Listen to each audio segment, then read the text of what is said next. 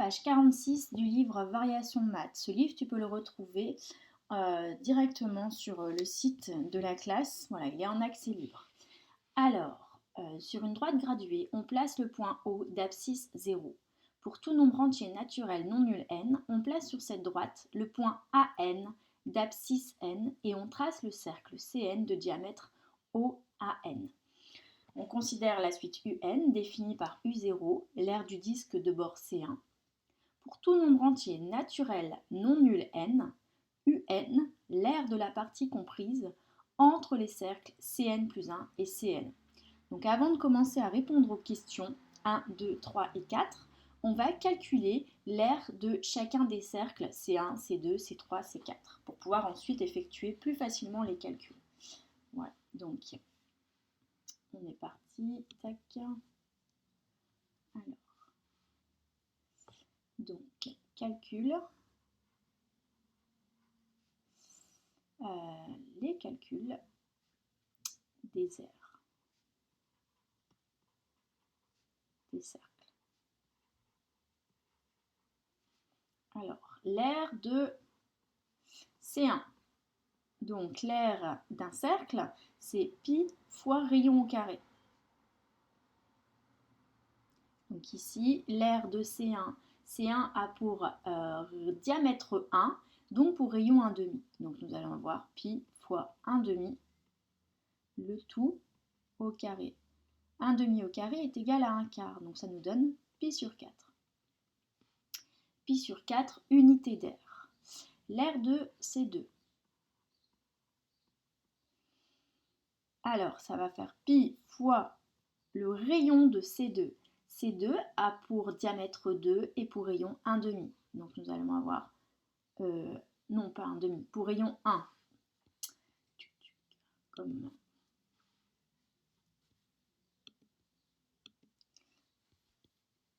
donc un 1 au carré qui va nous donner donc pi. L'aire de C3. Pi fois, alors le rayon, le diamètre de C3, c'est 3. Donc son rayon est égal à 3,5. 3,5 au carré est égal à 9 quarts. 9 pi sur 4. L'aire de C4. Pi fois C4 a pour diamètre 4 et pour rayon 2. Donc 4 pi. Voilà.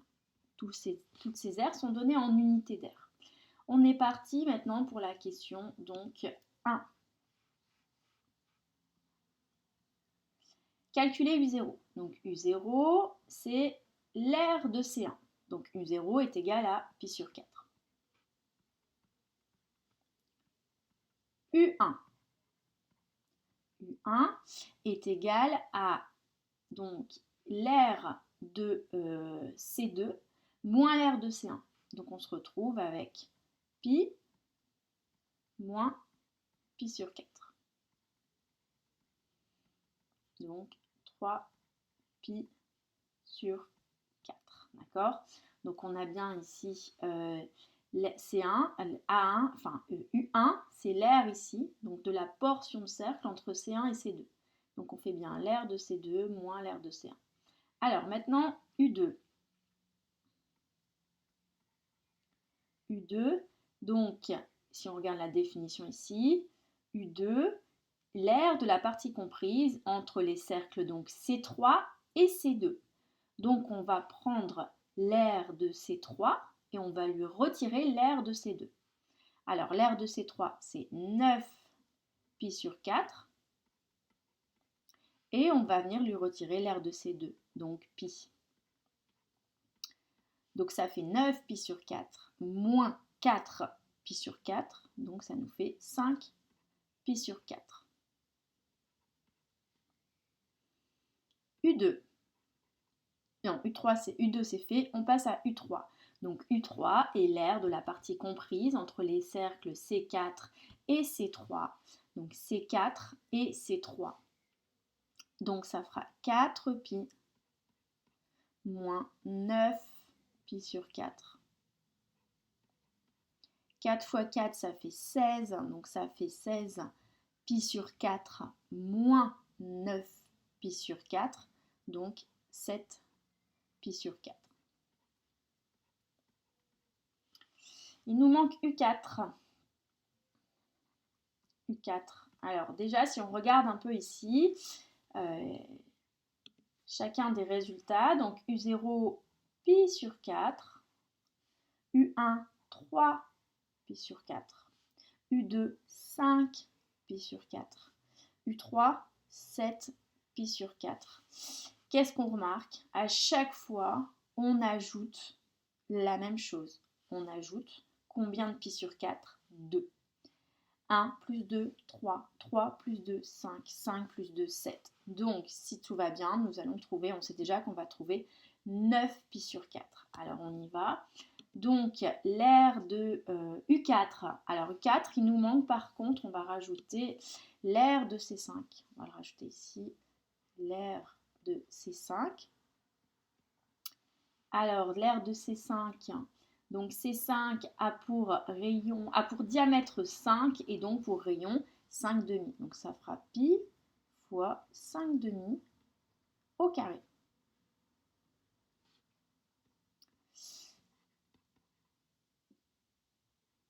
Alors 5 demi au carré, 5 fois 5, 25, donc 25 pi sur 4. Voilà, on se retrouve à chaque fois avec des quarts parce qu'à chaque fois on prend le rayon et on divise par 2. Et quand on met au carré, le 2 devient 4. Voilà pourquoi à chaque fois on a des dénominateurs égaux à 4. Alors, on revient à notre calcul de U4.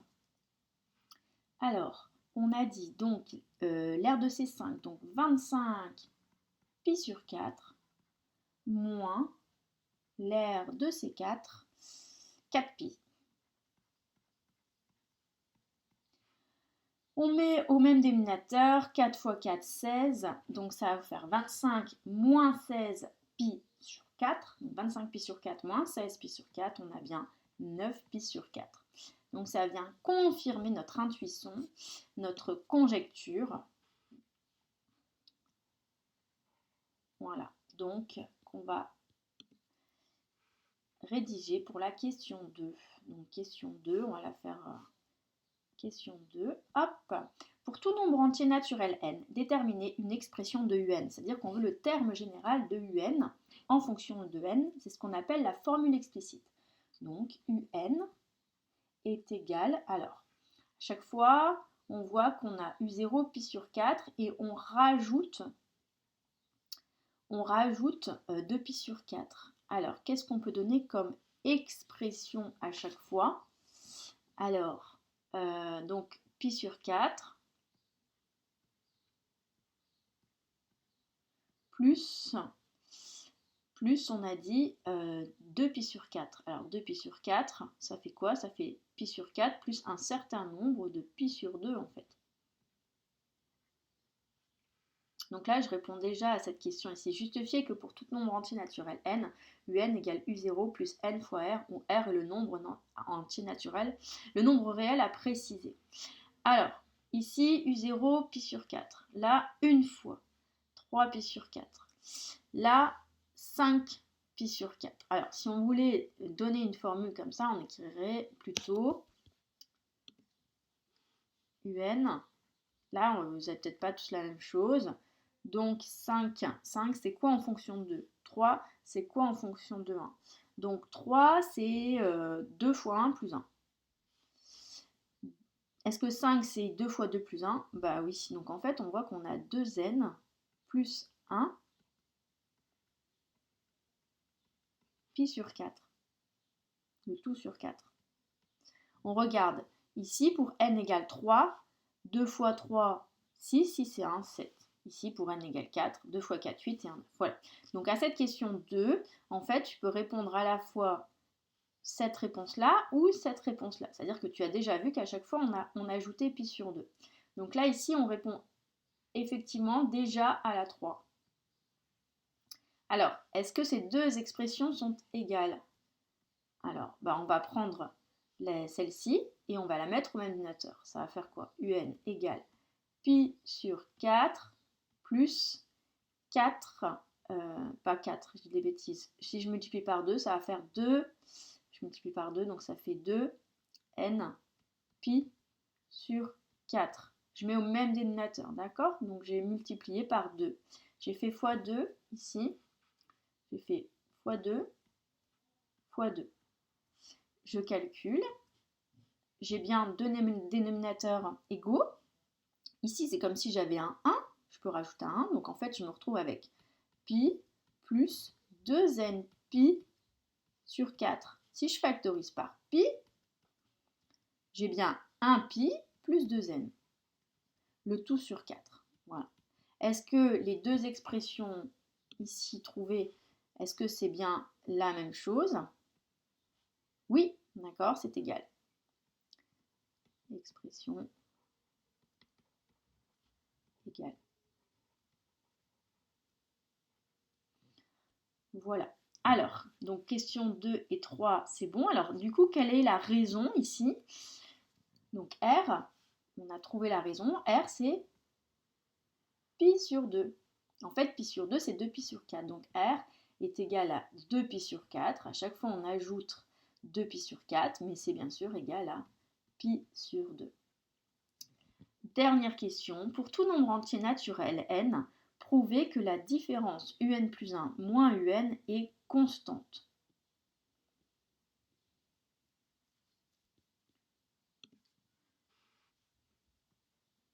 Question 4. Alors, je vais reprendre le bleu. Hop. Un plus 1 moins un est égal. Donc, alors, on peut prendre l'expression que l'on veut. Hein. Moi, je vais reprendre celle-là. Alors, pi sur 4 plus n plus 1. Je remplace le n par n plus 1. Ça, tout ça, c'est mon un plus 1. Et je vais lui retirer un. Je mets entre parenthèses pi sur 4 plus n pi sur 2. Quand j'enlève toutes les parenthèses, j'ai pi sur 4 plus, ici je vais distribuer, donc ici j'ai n pi sur 2 plus pi sur 2 moins pi sur 4, et attention je distribue bien ici le moins n pi sur 2. On voit qu'on a des termes qui vont se simplifier et s'annuler. Ici n pi sur 2 moins n pi sur 2, pi sur 4 et moins pi sur 4. Qu'est-ce qu'il reste? Il reste un terme constant. Il n'y a plus de n. Il reste pi sur 2. Voilà. Donc ici, si on fait un résumé,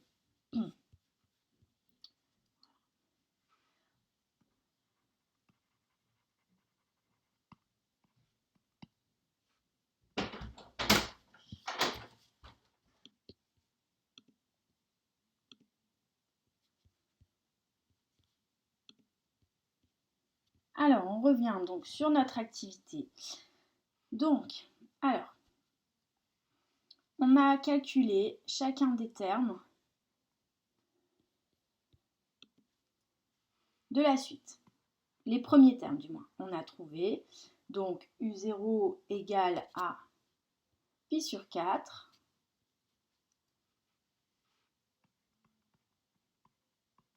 Ensuite, U1 égale à 3 pi sur 4. U2 égale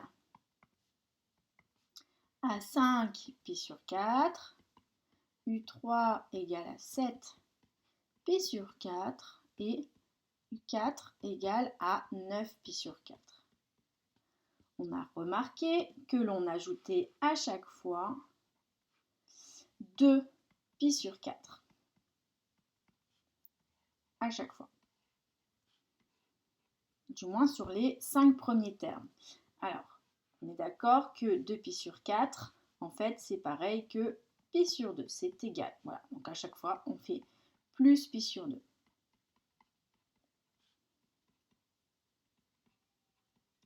Une telle suite s'appelle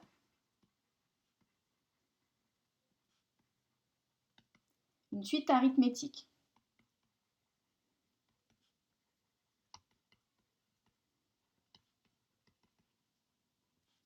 De premiers termes U0 égale à pi sur 4 et de raison pi sur 2.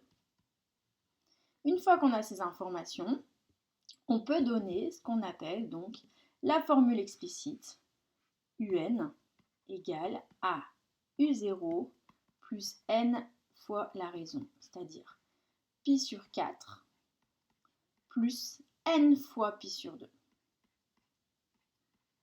Je rajoute une fois pi sur 2 pour avoir U1. Je rajoute 2 fois pi sur 2 pour avoir U2. Je rajoute 3 fois pi sur 2 pour avoir U3, etc.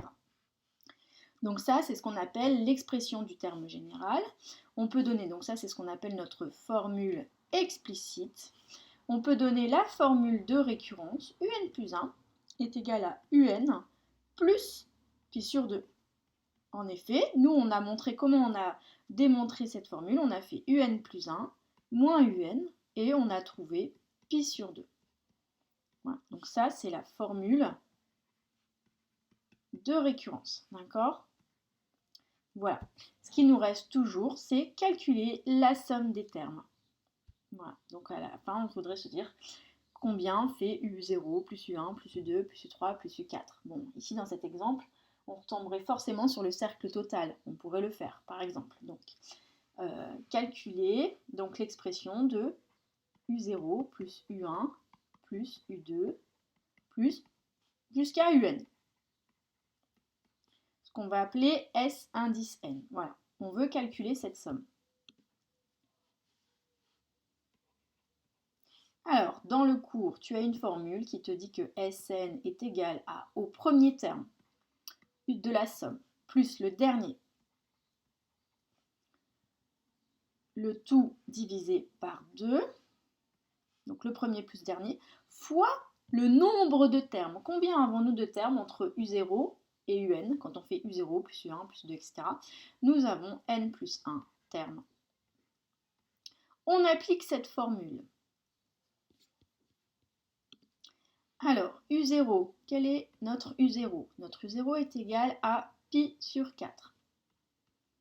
Combien vaut UN? UN est égal à pi sur 4 plus n fois pi sur 2.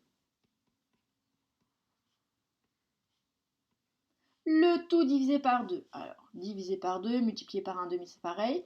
Donc, je vais plutôt marquer le divisé par 2 ici en produit, fois n plus 1 sur 2. Voilà. On va réduire cette somme.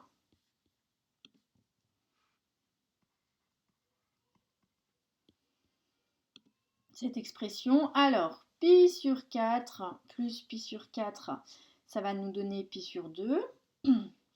Donc là, on se retrouve avec pi sur 2 plus n pi sur 2, le tout fois n plus 1 sur 2. Alors, ici, je vais factoriser par pi sur 2.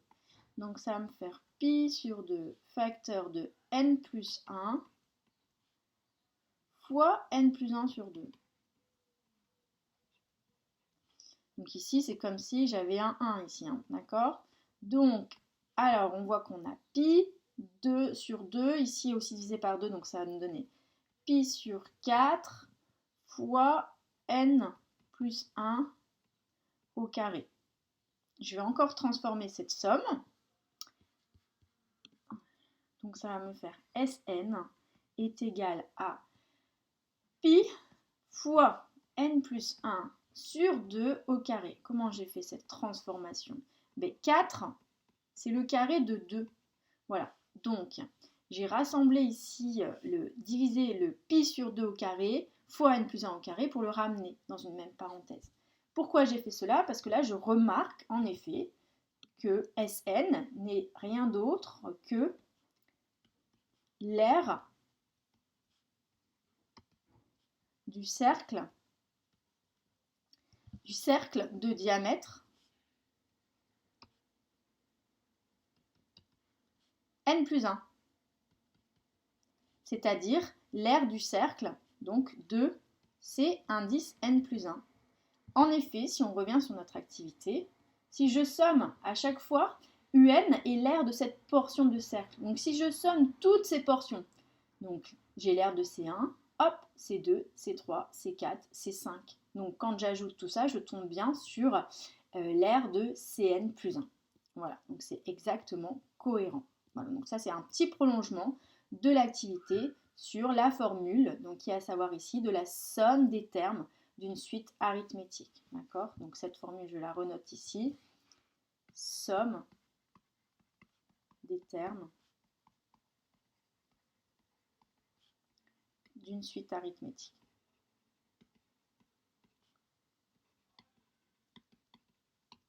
Donc Sn est égal au premier terme, souvent U0, plus le dernier, donc on a dit Un, le tout divisé par 2 fois le nombre de termes n plus 1.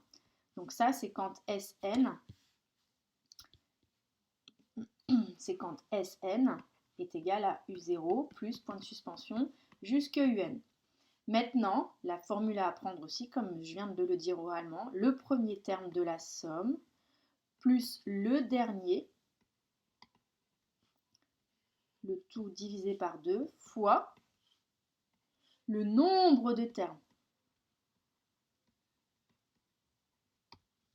Voilà. J'espère que tu as compris. Donc n'hésite pas à relire tranquillement et à refaire cette activité avant de se revoir en cours.